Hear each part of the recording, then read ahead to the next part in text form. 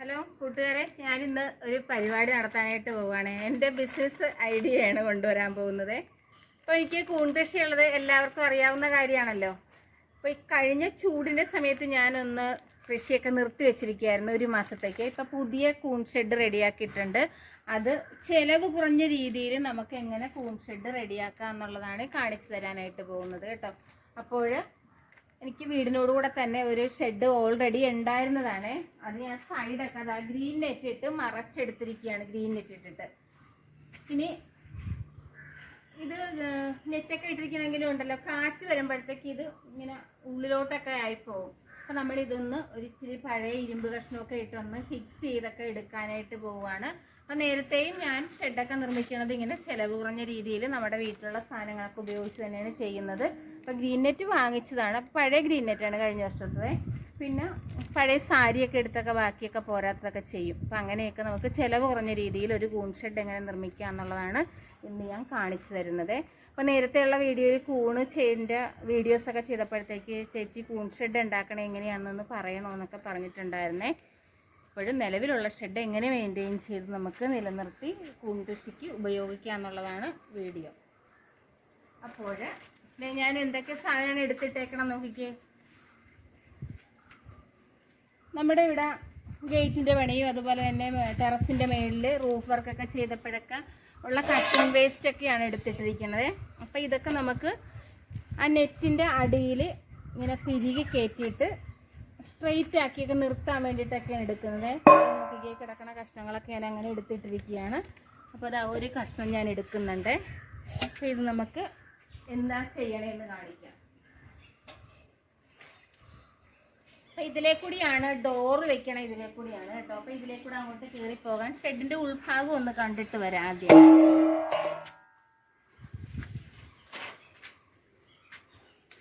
Shed നിർമ്മിക്കുമ്പോഴത്തേക്ക് ഷെഡിൻ്റെ എല്ലാ വശങ്ങളും ഇതുപോലെ നെറ്റോ അല്ലെങ്കിൽ നല്ല ക്വാളിറ്റിയുള്ള ഇഴയകലമുള്ള തുണികളിട്ടോ നമുക്കൊന്ന് മറച്ചു കൊടുക്കണം. കാരണം എയർ പാസ് നന്നായിട്ട് വേണം, എയർ പാസ് ഉണ്ടാകണം. എന്നാൽ കീടങ്ങളുടെയൊക്കെ ഒന്നും അറ്റാക്ക് ഉണ്ടാകാൻ പാടില്ല. അതിനുകൊണ്ട് പരമാവധി ഹോൾസൊക്കെ നന്നായിട്ട് അടച്ചിട്ട് തന്നെയാണ് ചെയ്യേണ്ടത്.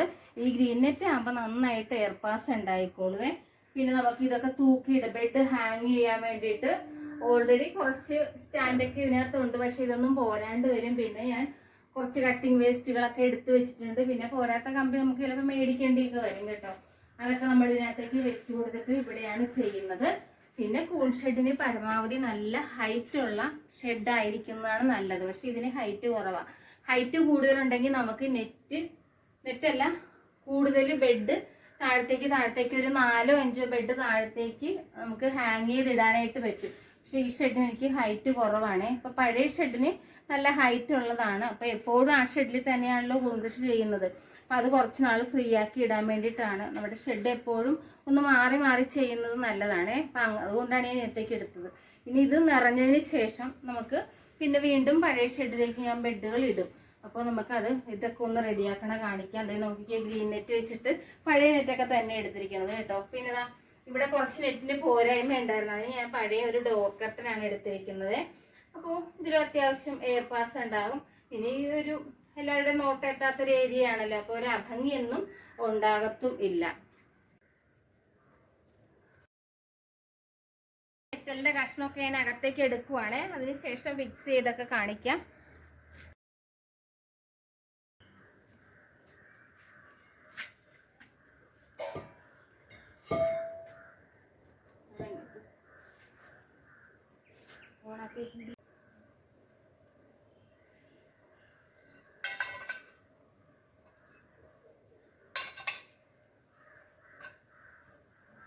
ഇത് വെയിറ്റ് കുറവാണ്, നമുക്ക് നോക്കാം. എന്നാലും കട്ടിങ് വേസ്റ്റൊക്കെ നല്ല വെയിറ്റുള്ള പീസുകളാണ്.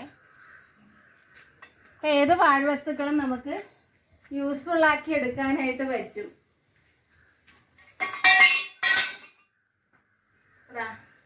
നോക്കിക്കേ, ഈ വലിയ കഷ്ണമൊക്കെ ഞാൻ ഇവിടെ വെച്ചിരിക്കുകയാണ്. അപ്പോൾ ഇതിൻ്റെ ലെങ്തിനനുസരിച്ചിട്ട് ഈ ചെറിയ ചെറിയ പീസുകൾ വെച്ചിട്ട് നെറ്റുമായിട്ടൊന്ന് ചുരുട്ടി എടുക്കണം. ഇനി അറ്റത്തോട്ടുള്ളത് നമുക്ക് പിന്നീട് ചെയ്യാം.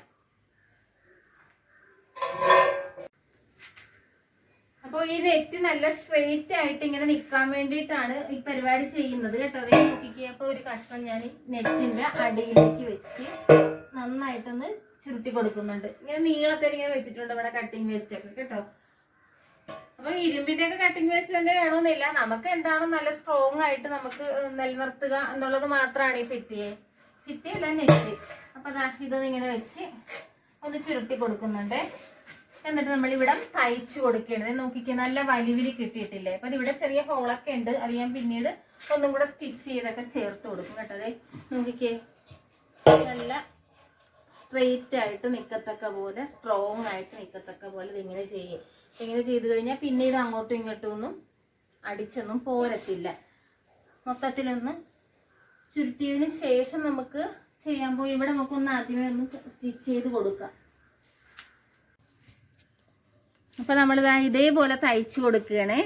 അപ്പം തയ്ക്കാനായിട്ട് എന്നെ ചേട്ടൻ സഹായിക്കുന്നുണ്ട്.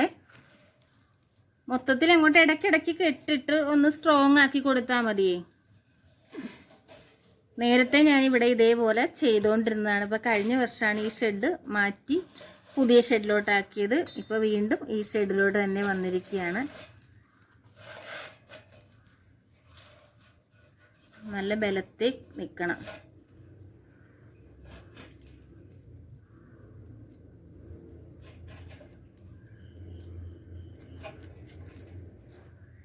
നമുക്ക് ഇതേപോലെ ഇടയ്ക്കിടയ്ക്ക് ഓരോ കെട്ടിട്ട് കൊടുക്കാം.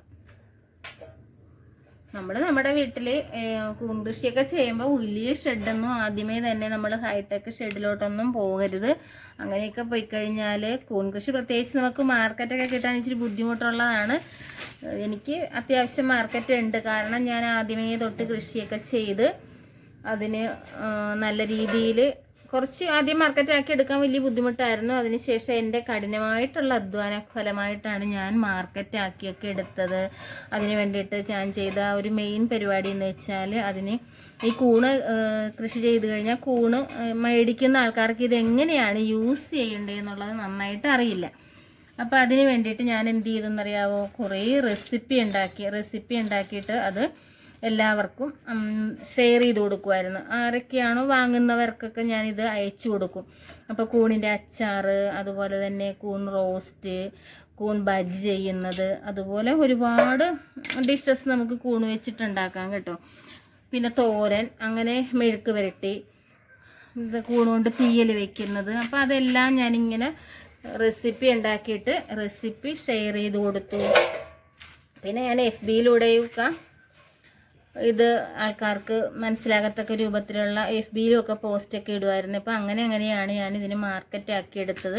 ഇനിയിപ്പോൾ അത്യാവശ്യം കുഴപ്പമില്ലാത്ത രീതിയിൽ മാർക്കറ്റ് ഉണ്ട്. പിന്നെ നമുക്ക് വേനൽ സമയമാകുമ്പോഴത്തേക്ക് ആവശ്യത്തിന് പ്രൊഡക്ഷൻ കിട്ടാതെ വരും കേട്ടോ. അന്നേരത്തേക്ക് നമുക്ക് അത് ഇത്തിരി ബുദ്ധിമുട്ടാണ് ശരിക്കും പറഞ്ഞാൽ. ആ സമയത്താണ് ഞാൻ ഒരു മാസം ഒന്ന് അത് നിർത്തി വെച്ചത്. പിന്നെ ഇപ്പോൾ നമ്മൾ വീണ്ടും ഇത് തുടങ്ങാനായിട്ട് പോവുകയാണ്. അപ്പം അങ്ങനെ നമ്മൾ മുഴുവനായിട്ട് ഇങ്ങനെ സ്റ്റിച്ച് ചെയ്ത് പിടിപ്പിച്ചെടുക്കാൻ പോവാണ്. ദേ നോക്കിക്കേ, നമ്മുടെ ഷെഡ് ഇവിടെ ഒരു ഗ്യാപ്പുണ്ട്. ഈ ഗ്യാപ്പൊക്കെ സ്റ്റിച്ച് ചെയ്ത് മാറ്റണം. ഇവിടെ ഒന്നും കുഴപ്പമൊന്നുമില്ല. ഇവിടെ ഒന്ന് കുറച്ച് ഭാഗം നമുക്ക് ടിൻ ഷീറ്റ് കൊണ്ടുള്ള ഭാഗമാണ് കേട്ടോ. അതിൻ്റെ മേൽഭാഗമാണ് എയർ കയറത്തക്ക പോലെ നമ്മൾ ഗ്രീൻ നെറ്റ് ഇട്ടിരിക്കുന്നത്. അപ്പോൾ കഴിഞ്ഞ പ്രാവശ്യം ഞാൻ ഈ ഷെഡിനകത്ത് ചെയ്തപ്പോഴത്തേക്ക് ഈ ഭാഗത്തേക്ക് നെറ്റൊന്നും വാങ്ങാൻ പോയില്ല. പഴയ സാരിയൊക്കെ ഇരിക്കുന്നുണ്ടായിരുന്നു, ആ സാരിയൊക്കെ തന്നെയാണ് ഉപയോഗിച്ചത്. ഇപ്പോൾ പിന്നെ നെറ്റ് കൂടുതൽ ഈ വീതിയിലുള്ളത് കട്ട് ചെയ്തതുണ്ടായിരുന്നു, അതുകൊണ്ടാണ് ഇതിങ്ങനെ ഇട്ട് കൊടുത്തിരിക്കുന്നത്.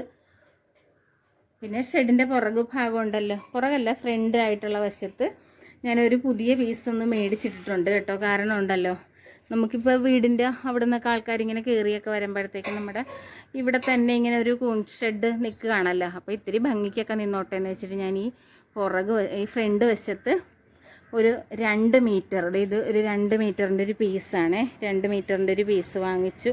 ഈ 2 മീറ്റർ വാങ്ങിച്ചപ്പോൾ തന്നെ 150 രൂപയായി കേട്ടോ. ഞാൻ ഇത് ഇത്തിരി കുറഞ്ഞ നെറ്റാണ് വാങ്ങിയത്. ഉൾഭാഗത്ത് കിടക്കുന്ന നെറ്റ് നല്ല ക്വാളിറ്റിയുള്ള നെറ്റാണ് കിടക്കണം. അപ്പോൾ ഇത് ഇച്ചിരി ക്വാളിറ്റി കുറഞ്ഞിട്ടാണെങ്കിലും കുഴപ്പമില്ല. അപ്പോൾ ഇത്തിരി വൃത്തിക്കും മനയ്ക്കും ഇത് കിടന്നോട്ടെ എന്ന് വിചാരിച്ച് ഇവിടെ ഒരു ചെറിയ പീസ് ഇങ്ങനെ വാങ്ങിച്ച് അത് ഇങ്ങനെ ചെറുതായിട്ടൊന്ന് സ്റ്റിച്ച് ചെയ്ത് കൊടുത്തിട്ടുണ്ട് ഇവിടെ.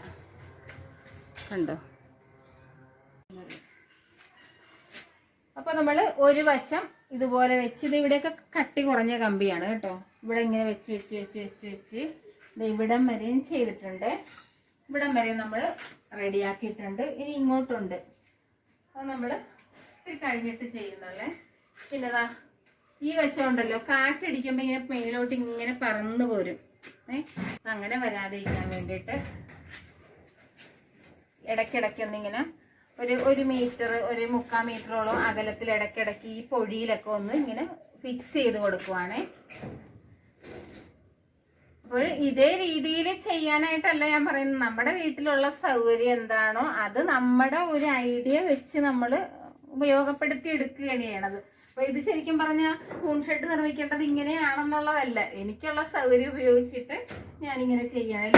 എല്ലാവർക്കും കാണുമല്ലോ ഇതുപോലെ എന്തെങ്കിലുമൊക്കെ ഉപയോഗമില്ലാത്ത ഷെഡുകളോ അല്ലെങ്കിൽ നമ്മൾ ചെറിയ രീതിയിൽ ഷെഡ് ചെയ്തെടുക്കുകയോ ഒക്കെ ചെയ്യുമ്പോൾ ഈ നെറ്റൊക്കെ കൂടുതൽ അങ്ങോട്ട് വലിച്ചു മുറുക്കണില്ല കേട്ടോ. കാരണം നമുക്ക് വീണ്ടും അഴിച്ചൊക്കെ എടുക്കാനൊക്കെ പറ്റുന്ന രൂപത്തിൽ ആണ് ചെയ്യുന്നത്. അതായത് കൂടുതൽ ഡാമേജ് വന്നു പോകാത്ത രൂപത്തിൽ ആണ് എടുക്കുന്നത്. കുഞ്ഞുനാളിലൊക്കെ ചെറിയ ചെറിയ സ്റ്റിച്ചിങ് ഒക്കെ സ്കൂളിലൊക്കെ പഠിച്ചത് ഇങ്ങനെയൊക്കെ പ്രയോജനപ്പെടുത്താനായിട്ട് പറ്റുന്നുണ്ട്. അപ്പോൾ ഒന്നും നമ്മുടെ ജീവിതത്തിൽ നമ്മൾ നേടിയെടുക്കണ ഒന്നും പാഴാകില്ല. ഏതെങ്കിലുമൊക്കെ അവസരത്തിൽ നമുക്കതൊക്കെ പ്രയോജനപ്പെടുത്താനായിട്ടൊക്കെ പറ്റും. ഇനി തൂണുമായിട്ടൊന്ന് ഉറപ്പിക്കാനേ.